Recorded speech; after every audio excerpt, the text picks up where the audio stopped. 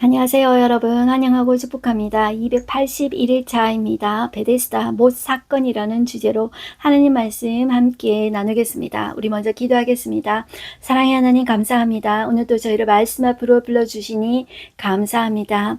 주님, 오늘도 우리가 예수님의 뒤를 열심히 따라다녀 보기를 소망합니다. 주님, 세상 사람들은 예수님을 4대 성인 정도로만 알고 있습니다. 그냥 좋은 일을 하신 분, 그 정도로만 생각하고 있습니다. 그러나 예수님은 자신의 공적인 생애를 살면서 예수님이 이 땅에 왜 오셨는지를 분명히 밝히셨습니다. 인간의 죄 때문에 하나님과 관계가 끊어지고 죽을 수밖에 없는 그 인간을 생명을 주시기 위해서 자신의 생명을 주기로 오신 하나님이라는 사실을 예수님은 그 걸음걸음마다 말하고 계십니다. 하나님, 오늘도 예수님은 생명을 걸고 자신의 행적 속에, 표적 속에 말씀하고 계십니다. 우리가 그 뒤를 따라다녀 보면서 우리가 그냥 예수님은 그냥 구원자야, 그냥 머리로만 그냥 생각하고 그냥 단순하게 말을 하는 것이 아니라 그 예수님을 인격적으로 깊이 생각하고 만나는 시간이 되어지기를 소망합니다. 주님, 이 시간들이 정말로 도구가 되어졌으면 좋겠습니다. 이 마지막 때가 될수록 우리는 예수 믿는 것이 더욱더 힘들어지는 세상이 옵니다. 그때 우리가 정말로 예수님을 만나지 못했다면 우리는 떠나게 될 것입니다. 주님, 오늘도 이 말씀 가운데서 예수님이 누구이신지 밝혀주실 때 우리도 그 말씀이 우리 심령 속에 새겨질 수 있도록 주님 성령 하나님께서 말씀해 주시고 역사해 주십시오. 예수님의 이름으로 기도드렸습니다. 아멘. 네, 오늘도 우리는 예수님의 뒤를 열심히 따라가 볼 텐데요. 여러분들, 예수님의 뒤를 따라가 보면서 가장 중요한 질문은 예수님이 누구이신가? 그 질문입니다. 그 질문에 예수님은 스스로 대답하고 계시고 우리도 그 질문을 하면서 나는 예수님을 누구로 믿고 있는가? 그것을 정말로 우리 가슴 속에 정말 깊이 생각해 봤으면 좋겠습니다. 저는 이 질문을 생각할 때마다 밀러라는 선교사님 이야기가 생각이 나는데요. 이 선교사님의 이제 한국 이름은 민로아 선교사님입니다. 영어 이름은 이제 미국 분인데 밀러입니다. 이분은 26세의 나이로 이제 선교사님으로 결혼해서 오셨는데 미국에서 의사 집안의 아들로 이제 정말 잘 살고 있었는데 정말 이제 한국에 오고 싶었던 것이죠. 그래서 결혼해서 오셨는데 6년 만에 이제 첫째 아기를 이제 낳았습니다. 그런데 그 아기가 풍토병으로 8개월 만에 죽었다고 해요. 그리고 나서 이제 3년 뒤에 둘째 아기가 생겼는데 그 둘째 아기가 그 다음날 바로 죽었다고 해요. 그 이후로 그 사모님이 시름시름 앓다가 1년 뒤에 죽었다고 해요. 자, 이 슬픔이 너무너무 컸겠죠.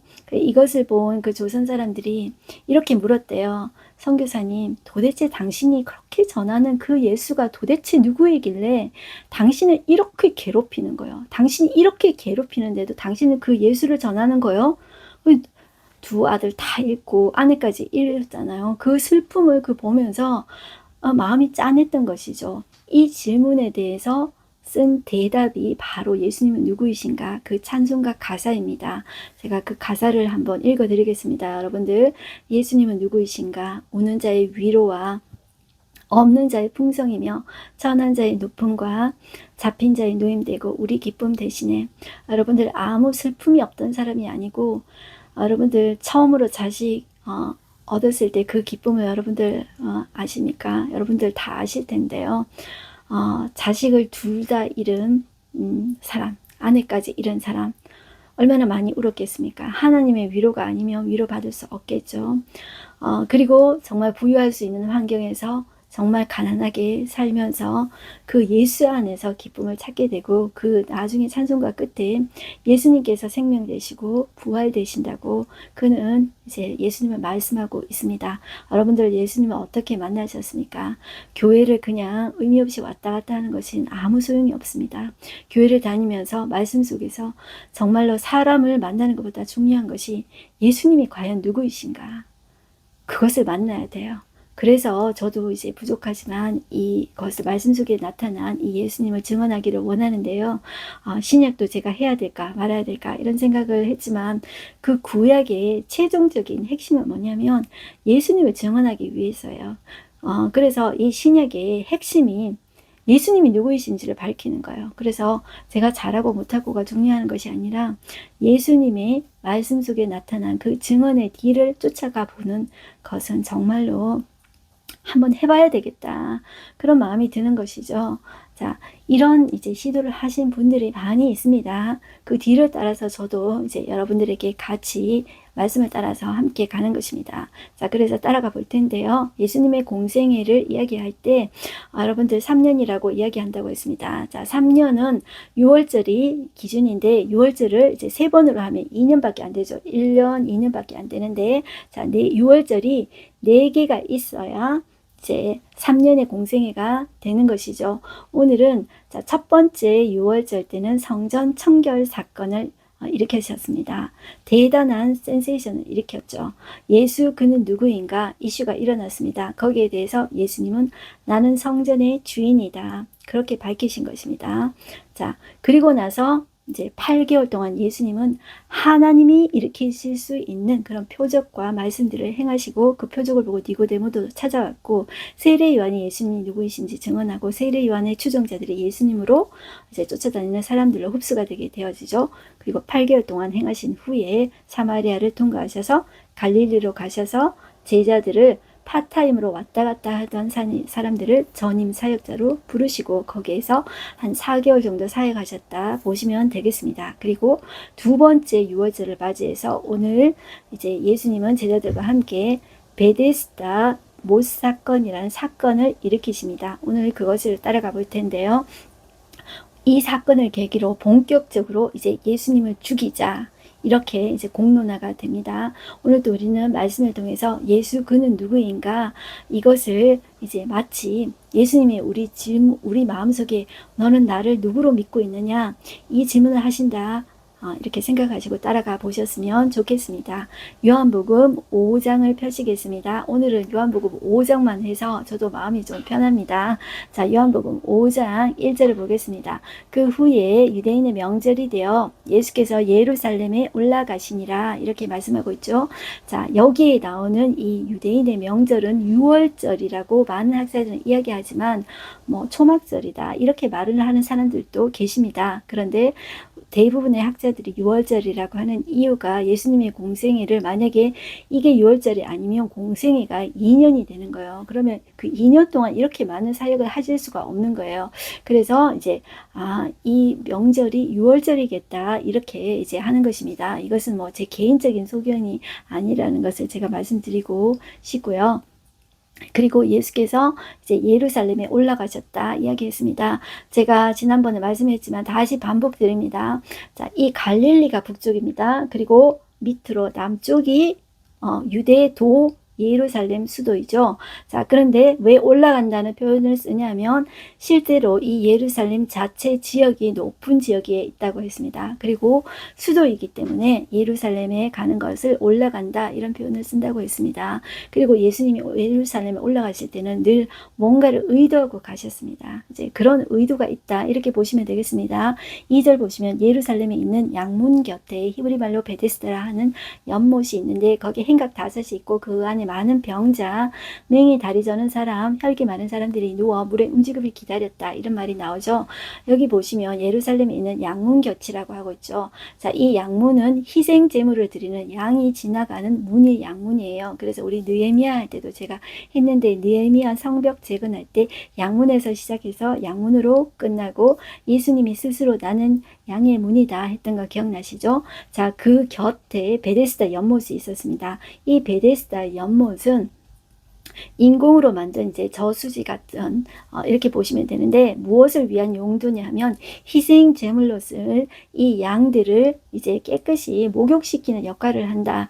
그래서 인공적으로 만들어 놓고 예루살렘 성전이 있다면 그 위쪽에 베데스다 연못을 만들어 놓고 아래쪽에 실로암 연못을 만들어 두었다. 이렇게 생각하시면 돼요. 이것이 다 희생 제물을 위해서 자, 이 필요한 이제 그 물이 많이 필요하기 때문에 만들어 놓은 곳이다. 이렇게 보시면 되겠습니다. 그런데 거기 행각이 있었다 그랬죠. 행각이라는 것은 지붕이 있는, 기둥이 있고 지붕이 있는 곳을 행각이라고 해요. 자, 거기에 많은 병자들이 있었는데 그 이유가 완전히 이 전설 따라 산말리처럼 전설, 미신과 같은 신화가 있었던 거예요.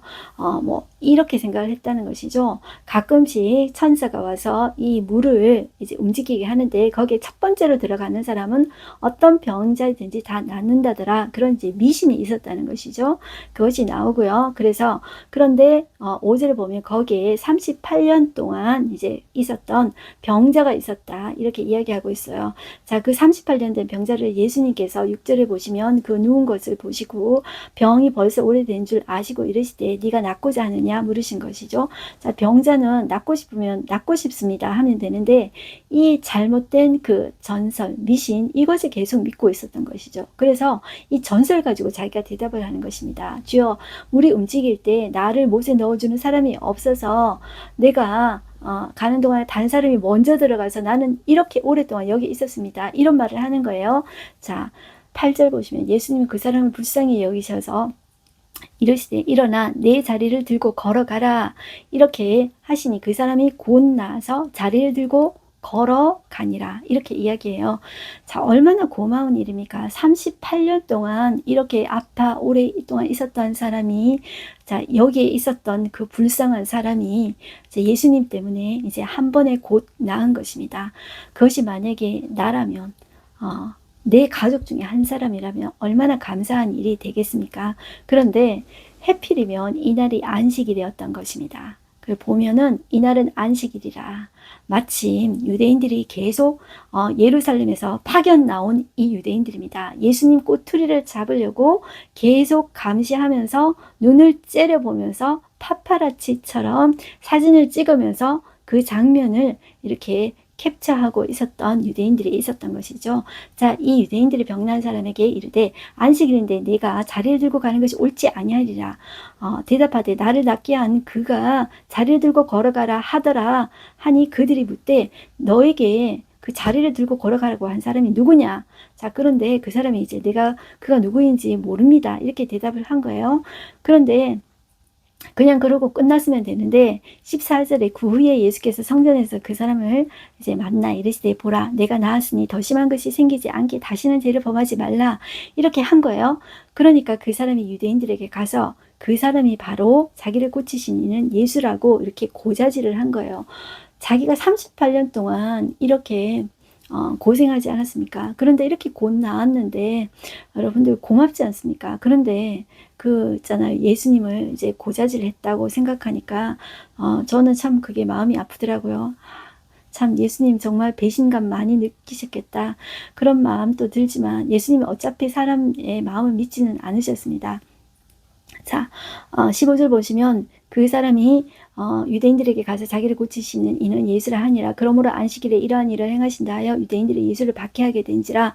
이렇게 이야기하죠. 여러분들 이 유대인들에게는 안식일이 법이 있다고 여러분들 말씀을 많이 들어보셨을 거예요. 자, 유대인들은 여러분들 십계명을 잘 지키려고 세부 항목을 만들었습니다. 613가지나 되는 세부 항목을 만들었고요. 안식일 법에 해당되는 것은 234가지나 되는 세부 항목을 만들었어요. 그래서 정말로 이 안식일에 하나님과의 교제를 즐기면서 자유함을 느껴야 될 이 안식일이 세부 항목 때문에 부담스러운 날이 되고 만 것이죠. 예수님은 항상 우리에게 그 마음을 보시고 동기를 보세요. 동기를 보시고 네가 왜 일을 행하는지 그거를 보시는 거예요. 이 땅에 어차피 우리는 여러분들 완전한 의인이 한 사람도 없습니다. 아무리 세부 항목 만들면 뭐합니까? 그게 만약에 형식에 그친다면 그 형식 하나님께서 원치 않으신 것이죠. 자, 그래서 예수님을 박해야 됐다고 그러죠. 자, 17절 보시면 예수께서 그들에게 이르시되 내 아버지께서 이제까지 이 일하시니 나도 일하신다 하심에 유대인들이 이로 말미암아 더욱 예수를 죽이고자 하니 이는 안식일을 범할 뿐 아니라 하나님의 자기의 친아버지라 하여 자기를 하나님과 동등으로 삼으신 이러라. 여러분들 예수님의 제목이 안식일 법 범한 것 플러스 하나님의 자기의 친아버지라고 한 신성모독죄입니다. 자, 이 두 가지에 걸리게 되는 것이죠. 자, 여기에 대해서 예수님은 이제부터 당신이 누구이신지 스스로 밝히시는 설명을 하십니다. 그러면서 나는 내 스스로 나 자신을 증명해 보겠다 하면서 말씀을 하십니다. 이것을 조금 어려운 말로 자기 증명해서 자증적인 설교라고 합니다. 그래서 목사님들이 이것을 이제 자증적인 설교 이렇게 하는데, 예수님이 스스로 자기 자신을 어떻게 변호하는지 한번 들어보십시오. 19절 보시면, 그러므로 예수께서 그들에게 이르시되 내가 진실로 진실로 너희에게 이르노니 아들이 아버지께서 하시는 일을 보지 않고는 아무것도 스스로 할 수 없나니 아버지께서 행하시는 그것을 아들도 그와 같이 행하느니라. 자, 무슨 일을 하시냐면 21절을 보겠습니다. 아버지께서 죽은 자들을 일으켜 살리신 같이 아들도 자기가 원하는 자들을 살리느니라. 아버지께서 아무도 심판하지 아니하시고 심판을 다 아들에게 맡기셨으니 이는 모든 사람으로 아버지를 공경하는 것 같이 아들을 공경하게 하려 하심이라. 아들을 공경하지 아니하는 자는 그를 보내신 아버지도 공경하지 아니하느니라. 여러분들 이거 한번 보시겠습니까? 자, 아버지께서 하시는 일이 무엇일까요? 아버지께서 죽은 자들을 일으켜 살리신 같이 아들도 자기가 원하는 자를 살리신다고 했는데요. 자, 이 하나님은 창조주 하나님이십니다. 그 하나님은 그냥 세상을 창조하시고 버려두시지 않으시고 하나님이 생명을 유지하시는 일을 하나님이 하고 계세요. 심지어 언제도 안식일에 하나님이 아무것도 안 하는 것이 아닙니다. 하나님이 아무것도 안 하시면 이 세상의 생명이 유지될 생명이 아무것도 없습니다. 이 우주가 질서를 아무것도 유지할 수가 없습니다. 하나님은 아무것도 안 하시는데 어떻게 생명이 살 수가 있겠습니까? 생명을 유지하고 생명을 살리는 일을 하나님께서 하시는 일이에요. 그래서 생명에 관계된 일은 하나님만이 하실 수 있는 일이에요. 그 일을 아버지께서 하시고 예수님께서도 하신 거예요. 그래서 죽은 자를 살리신 것 같이 아들도 원하는 자들을 살리시고 고치시는 거예요. 그리고 아버지께서는 예수님에게 심판자 되시는 것을 맡기신 거예요. 왜냐하면 아버지를 공경하는 것 같이 그 아들을 공경하게 하기 위해서 예수님을 심판주로 이제 올리신 것입니다. 자, 그러면서 이때도 예수님의 메시지의 핵심은 영생입니다. 24절 보겠습니다. 내가 진실로 진실로 너희에게 이르노니 내 말을 듣고 나 보내시는 이를 믿는 자는, 자, 영생을 얻었고, 이 영생을 얻는다는 것은 현재 내가 영원한 생명을 얻는다는 말이고, 심판에 이르지 아니하니 이것은 미래의 심판에 이르지 아니할 것을 이야기하고 있어요. 그리고 예수님을 듣고 믿는 즉시 사망에서 생명으로 옮겼느니라. 과거. 자, 여기 현재, 과거, 그리고 믿는 즉시 바로 이 과거에, 현재, 과거와 미래에 예수님이 생명을 우리에게 불어넣어 주신 것이죠. 그 생명, 우리에게서 온 생명이 아니라 하나님의 생명이에요. 하나님의 생명을 예수님 때문에 우리에게 주신 것이죠. 자, 이것을 이야기하고 있어요. 이 요한복음에 나타난 예수님의 메시지의 핵심은 영생이에요. 예수님은 우리에게 영생을 주시기를 원하신다는 거예요. 그러니까 이 안식일에도 하나님과 교제하면서 하나님이 생명을 유지하고 주시는 것처럼 생명을 주시기를 원하신다는 거예요. 그런데 자유함을 얻지 못하고 이렇게 사람을 규제하고 이렇게 하는 거예요. 유대인들은 지금도 여러분들 안식일법을 이제 지키는데, 유대인들의 엘리베이터는 층층마다 쓴다는 것을 들어보셨습니까? 왜냐하면 그 앞에 버튼 누르는 것도 안식일법에 저촉되기 때문이라는 것이죠. 그렇게 이제 지키고 있는 거예요. 거기에서 예수님은 이 안식일법을 어겼다. 그리고 이제 신성 모독죄로 이제 가만히 이제 두지 않을 거라는 것을 계속 이야기하고 있는 것이죠. 여기에서 예수님은 자기 자신을 이제 계속 변화하고 있다. 이렇게 보시면 되겠습니다. 26절 보실게요. 아버지께서 자기 속에 생명이 있음 같이 아들에게도 생명을 주어 그 속에 있게 하셨고 또 인자됨으로 말미암아 심판하는 권한을 주셨느니라. 예수님께서 심판하는 권한을 가지고 있다. 이렇게 이야기하고 계십니다. 그래서 선한 일을 행하는 자는 생명의 부활로, 악한 일을 행한 자는 심판의 부활로 나오리라. 그 예수님은 마지막 심판주로 오시게 됩니다. 그리고 예수를 믿게 하는 증언이 이제 예수님이 스스로 자기 자신이 누구인지 밝히실 뿐만 아니라, 너희들이 그걸 믿지 아니하니까 내가 타증도 있다. 자, 그 예를 들면서 31절 보겠습니다. 내가 만일 나를 위하여 증언하면 내 증언은 참되지 아니하되 나를 위하여 증언하는 이가 따로 있으니 나를 위하여 증언하는 그 증언이 참인 줄 아노라. 자, 첫 번째 증인이 세례 요한입니다. 33절 보시면 너희가 요한에게 사람을 보내며 요한이 진리에 대하여 증언하였노라. 그 요한이 예수님에 대해서 보라 세상 죄를 지고 가는 하나님의 어린 양이다. 그렇게 이제 증언하였잖아요. 그리고 그는 나는 물로 세례를 주지만 그는 불과 성령으로 세례를 베푼다. 이렇게 이야기하고 나는 그의 신발끈 매기에 또 부족한 사람이다. 그는 흥하여야 하겠고 나는 쇠하여야 하리라. 그렇게 이제 이야기하고 있죠. 자, 두 번째 증거는 뭐냐 하면 36절 보겠습니다. 내게는 요한의 증거보다 더 큰 증거가 있으니 아버지께서 내게 주사 이루게 하시는 역사, 곧 내가 하는 그 역사가 아버지께서 나를 보내신 것을 나를 위하여 증언하는 것이요. 자, 무엇이 또 증거가 되냐면 내가 하는 역사 있죠. 내가 하는 이 표적, 이것들은 이제 인간이 할 수 있는 것이 아니라는 것이죠. 이게 증거가 된다는 거예요. 그리고 세 번째 증거는 아버지, 37절 보시면 또한 나를 보내신 아버지께서 친히 나를 위하여 증언하셨느니라.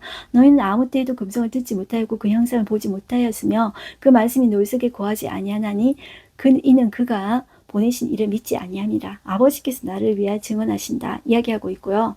자, 네 번째는 뭐냐 하면은 39절에 보면 성경이 내게 대해서 증언한다 이야기하고 있어요. 39절 보시게요. 너희가 성경에서 영생을 얻는 줄을 생각하고, 자, 이 예수님 때에 성경은 신약 성경이 없었습니다. 아직까지 신약 성경은 예수님 돌아가시고 부활승천하시고 나서 30년 뒤에 제자들이 이제 쓴 것이고요. 그리고 요한복음은 그것보다 더 30년 뒤에 썼다 그랬죠. 아직 신약 성경이 만들어지지 않았고 이 성경은 구약 성경을 이야기하는 거예요. 그러니까 구약 성경이 예수님에 대해서 이야기하는 거예요. 자, 구약 성경을 왜 읽냐 하면 구약 성경에서 영생을 얻는 줄을 생각하고 구약 성경을 연구하거니와 이 구약 성경이 곧 내게 대하여 증언하는 것이니라. 이렇게 이야기하고 있는 거예요. 자, 그리고 46절 보겠습니다. 자, 그리고 모세에 대해서 이야기하고 있는데 너희가 46절 모세를 믿었더라면 또 나를 믿었으리니 이는 그가 내게 대하여 기록하였습니다. 모세가 나와 같은 선지자 한 사람을 보내겠다. 그 존재가 누구냐면 바로 나다. 이렇게 예수님은 모세가 나를 증언하였다. 이렇게 이제 이야기를 한다는 것이죠. 다시 한번 더 자, 이야기해 볼까요? 예수님이 자기 스스로 자기가 누구인지 이야기하고 아버지께서 생명 살리는 일을 하시기 때문에 나도 그 생명 일을 하고 있다. 이야기를 하고 계셨고요. 그리고 나도 타증도 있다. 세례 요한, 그리고 아버지께서 내게 주셔서 하는 그 역사, 표적, 자, 그리고 하나님, 그리고 구약 성경, 모세도 나를 증거하고 있다. 이렇게 이제 이야기했습니다. 오늘 요한복음 5장 말씀은 다 끝이 났는데요. 오늘 하루 한 절 말씀 보겠습니다. 예수께서 이르시되 일어나 내 자리를 들고 걸어가라 하시니 그 사람이 곧 나아서 자리를 들고 걸어가니라. 이날은 안식일이니 내인들이 병난 사람에게 이르되 안식일인데 네가 자리를 들고 가는 것이 옳지 아니하리라. 이렇게 이제 이제 이 말씀이 있죠. 여러분들 예수님 이 사건 때문에 이제 본격적으로 이제 사람들이 모여가지고 예수님을 죽이기로 공모를 벌리는데요. 안식일에 의도적으로 병자를 고치셨습니다. 이제 작게는 안식일이지만 조금 더 확대하면 제가 율법이라고 말씀드릴 수 있겠습니다. 자, 이 율법의 대표적인 것이 이제 안식일 법이에요. 자, 그것을 정면으로 예수님께서 건드리신 거예요. 첫 번째 유월절에는 그들이 가장 중요하게 생각하는 성전, 또 하나의 그들이 가장 중요하게 여기는 것이 있다면 율법이에요. 이 성전과 율법, 이거를 예수님께서 다 건드리신 거예요. 그냥 단순히 여러분들 예수님이 정말로 4대 성인 정도가 아닌 거예요. 4대 성인 정도로 그냥 좋은 말만 하시고 간 분이 아닌 거예요. 예수님이 그렇게 인간이 할 수 없는 죽은 자를 살리고 그런 많은 표적들을 하셨잖아요. 예수님의 증인들이 그 당시에 수많은 사람들이 있었습니다. 그런데 예수님이 왜 죽었냐 하면 이런 것들을 건드린 거예요. 성전 건드리고 율법 건드리고 그렇게 하신 거예요. 그러니까 가만히 이제 안 두는 거예요. 여러분들이라면 여러분들 어떻게 하시겠습니까? 예수님이 이런 말씀 하셨거든요. 그 내 양은 그 목자의 음성을 안다고 했거든요. 정말로 하나님을 믿는다면, 하나님의 양이라면 그 목자의 음성을 알아들었을 거예요. 그런데 내가 만든 하나님을 내가 정하고 내가 주인이 되어서 이제 신을 마음대로 정하고 이제 신을 내 마음대로 조정하고자 했기 때문에 여러분들 예수님도 죽일 수 있지 않았나 그런 생각이 듭니다. 여러분들 안식일은 생명을 창조하신 창조주 하나님의 어떤 주권적인 통치를 인정하는 장치라고 보시면 되겠습니다. 이 율법주의자들은 이제 하나님의 주인이시잖아요. 그런데 율법이 가지는 이런 핵심은 이제 가지지 못하고 형식만 고수하는 이렇게 세부 항목만 지키면서 나는 안식일 지켰다 이렇게 하는 오류에 빠졌습니다. 그들이야말로 정말 38년 된 병자보다 더 정말 고칠 수 없는 중한 질병을 가진 자들이라고 할 수가 있겠습니다. 예수님이 우리를 보시기에 너 또한 그런 사람이다 이렇게 말씀하지 않겠습니까? 내 자신을 또 돌아보는 시간들이 되었으면 좋겠습니다. 기도하겠습니다. 하나님 아버지 감사합니다. 오늘도 우리는 두 번째 유월절 때 예수님께서 베데스다 연못가에서 38년 동안 오랫동안 병든 자를 고치신 그 사건들을 보았습니다. 주님, 오래된 질병을 그토록 오래 알았습니다. 그렇다면 예수님께서 그 고쳐주심에 정말로 감사하며 하나님이 누구신가? 나를 고쳐주신 그분은 누구이신가? 그런 질문을 가져야 되지 않을까요? 그런데 그것 때문에 주님은 더욱더 곤혹에 처하게 되었습니다. 그리고 예수님을 죽이려고 하는 사람들이 이제 본격적으로 모의를 하게 됩니다. 주님, 우리가 예수님이 누구이신지 정말로 우리 가슴 속에 깊이 내 자신에게 질문해 보기를 소망합니다. 예수님은 나의 구원자 되십니다. 예수님은 나의 생명의 구원자 되십니다. 나의 우는 나의 슬픔과 나의 아픔의 위로자 되십니다. 내가 나의 마음의 쓴뿌리를 하나님 앞에 올려드릴 때 유일하게 고쳐주실 수 있는 치료자 되시는 분이십니다. 그 예수님을 만나는 우리가 되어지기를 소망합니다. 예수님의 뒤를 따라가면서 그 예수님에게 내 자신을 의탁하며 그 예수님에게 기도하는 우리가 되어졌으면 좋겠습니다. 오늘 또 예수님으로 인해서 우리가 하루를 승리하면서 살아내는 우리가 되어지기를 소망합니다. 예수님의 이름으로 기도드렸습니다. 아멘. 네, 우리가 예수님의 뒤를 따라가면서 가장 중요한 질문, 오늘도 그 질문을 하시면서 여러분들 사시는 저와 여러분들 되셨으면 좋겠습니다. 승리하십시오. 화이팅입니다.